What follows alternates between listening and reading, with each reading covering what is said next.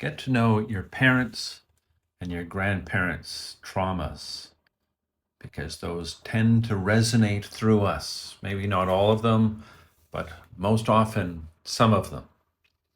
And you might wonder, how does that work? Well, it impacts our DNA, and the study that's relevant to all this was done on mice, which apparently share about 80% of our DNA.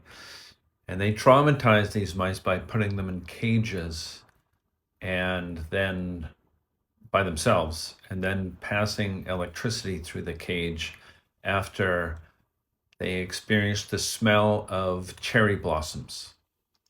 Do that a few times, and then whenever the mice experience the cherry blossom smell, they basically lose it. They have a panic attack, they're traumatized, re traumatized, even though they never experienced the electricity or anything.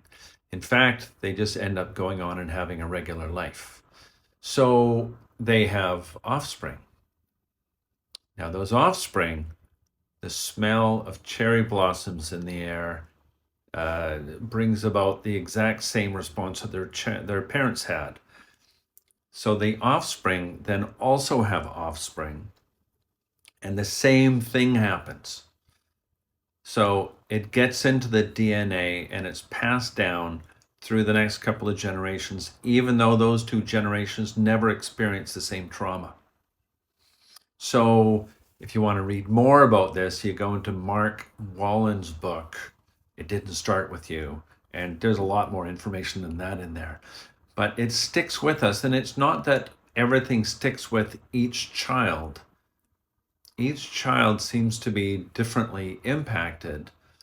And of course, it has an impact on how the parents treat the child, the environment. But that DNA definitely has an impact. So if we can unpack all this and understand it, then it's a lot easier to work with.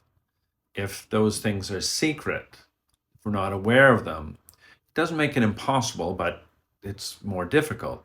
Then you just work with the physical sensations in the body and you do what you can with it. It's still healable, if that's a word. Anyway, angerman.online if you want to learn more, and hope that's helpful.